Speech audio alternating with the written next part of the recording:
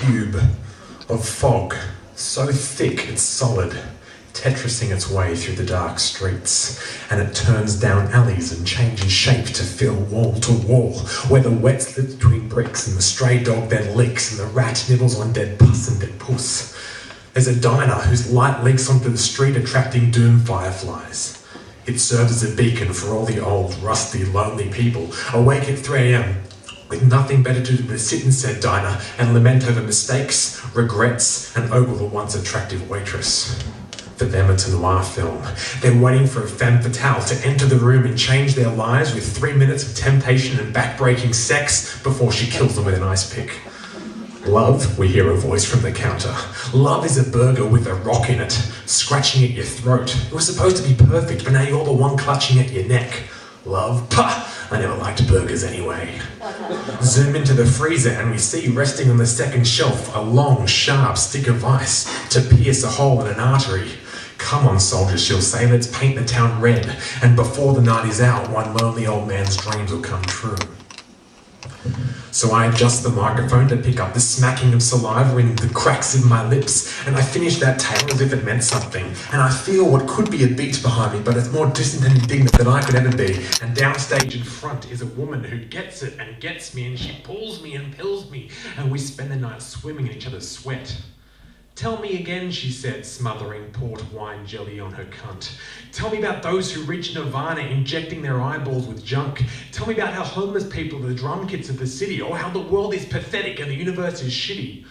I wouldn't say it's shit, I say. It's more like snot, splurged in the tissue, tossed out and forgotten and wasted even though we're just doing a job. Without a thought, I blew it through 2 holes in my schnoz. See, I accept this life's faults and I praise it exists, because without it, then you and I would never have kissed or fucked or made out on your soggy veranda. Plenty of things as life is, but I guess that's just it. I can't call anything shit. What's wrong with saying life's shit, she says. Her ignorance cuts my bliss, and I stare blankly, blink twice, lick my teeth and reply. Because shit's been done, planted, sold in pots. There's nothing wrong with shit, there's just plenty right with snot. And I say snot's the same, just wetter and green. Much less typical, much less obscene. It's sweeter yet salty, the most pleasant of rhyme. Easy to digest and it's easy to rhyme. I spy her through my glass of Riesling wine, perhaps seeing her in a true form for the first time, as a succubus sent to comment and argue, not saying words, just expelling oral spew. And right then and there, as if reading my mind, she expands her wings, and her skin boils red, and her pimples burst, and I hate her, and I thrust my fist in her heart, rip it out from the inside, the acid drips and gurgles its way to the floor. But it wasn't a woman at all, it was a fucking metaphor. The dust settles as I finish his story, and I sit there looking quite smug. Across the table is my girlfriend, and she sort of just shrugs. She says, sure, great, it's funny, but can't you tell me something real? And I say, strap yourself in. Here's a story about me and my ex and I sharing our first and last meal. She wore black to the restaurant. Infinite black. She takes the menu first. She orders cow and pig and birds and greens and reds and liquids and entrees and mains and desserts, after dinner mints and in-betweens. And I say, I'll just have the sticky date pudding, thanks. She says, really? Is that all? You can have some of mine. I'll pay, it's fine. Mine's yours, and what's yours is mine. And I'll say, I'll just have the sticky date pudding, thanks. She says, no, you'll have something good, something great, something healthy, something filling, something colourful, something thrilling. And I say, I'll just have the sticky date pudding, thanks. She says, what are you, 10 years old? You can't have sticky date pudding at a time like this. You're supposed to impress me and wine and dine me. I say, I'll just have the sticky date pudding, thanks. The waiter arrives, he covers the table and all of my date's crap. He puts chicken on my plate, steak on my dish, sets up the dips, cracks open the crab, slices bread into equal amounts, pours wine, unfolds my napkins, reorganises my cutlery. She excuses herself politely before asking, would I like to try some of her pastrami? I say, I just want the sticky date pudding, thanks. She says, come on, do something, be something, want something! And I say, I just want the sticky date pudding, thanks. She says, no, seriously? Go fuck yourself, you twat! Eat shit and don't you dare call me back! And she rips at the tablecloth, the food falls to the floor, the quail slips and slides all the way to the door. The turkey shat out its stuffing as my date's black heel pierces its breast. The eggs all prayed me put back in the nest, and the duck flew west because it wasn't winter yet. The steak is stuck to the roof, the lamb is lost and aloof, the ribs are cracked and broken, the veal is alight and it's smoking. She flattens the salami and performs origami. The spam is binned along with the tin, and the T-bone is beaten until it's more tender than it's ever been. She rockets the rocket and the waiter doesn't stop it. She steps in the vinegar and that somehow cures a tinea. We won't see the tomato until tomorrow or the potato until 2012.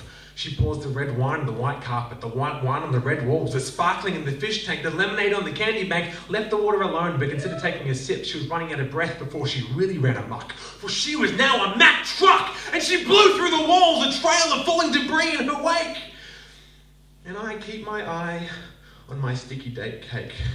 Her surf and turf take a trip to the window glass, half landing in water and the other in grass. Or the lobster lands back in its boiling bath. Its brothers in a nearby tank had to laugh because they'd come to expect that their lives never could last. The squid, however, had an inkling he'd survive, being cooked and digested and spiced with knives. But to his surprise meant his demise. If he could, he'd scream out, "Don't believe the lies!" While both the prawns and the shrimp just watched on with their beady little eyes. Or perhaps it was just the latter, whichever, they were both on the platter before used as a splatter for the fish batter. She punched the waiter, she knifed the chef, she forked the owner, she spooned a random guy. She poured beans in the warming well, looked at the skin of a mule, and she expertly sidekicked a 2-year-old child off its high stool.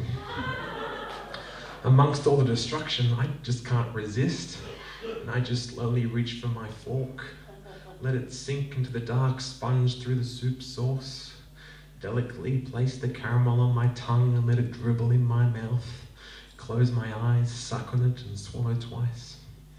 And she stops and sits down calmly and says, "That smells rather nice, could I please have a bite?" My girlfriend nods. She's like, "That's quite funny. I can see you've got a control of semantics, but perhaps you could tell me something romantic?" And I'm wordless. You see, words are easy, but words have been done, and I'm wordless. I mean, it's been said better, it's been said sweeter, and it's been said with more sincerity, but it's not the words themselves that are the problem, though I'm wordless. There's an earnestness that I can't pull off, and there's a straight face that I can't keep, so I could have said that she was opulent or graceful, or the only thing that points north when I'm drifting off course. And I know that they're nice words, but it's like my head and my heart know that too, so I say nothing. As beautiful as someone is, the problem is if they tell me and I can't choose to describe to them what they are without meticulously choosing every single word, where's the romance? Far be it from me to propose a groundbreaking political statement. Fear me not down with oppression. Right now that's not my place because I'm not beaten, I'm not downtrodden. And while that's a good thing, in the end I'm just a white man with a beard and a smile. I'm wordless.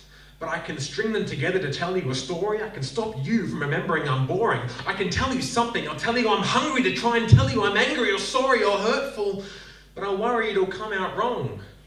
I know it's not too long. But the space between my brain to my mouth to your ears is sometimes too much for me to worry about. So I'll keep it literal, but with twists and second thoughts. There'll be no confusion, just the occasional pun. Because I'm wordless.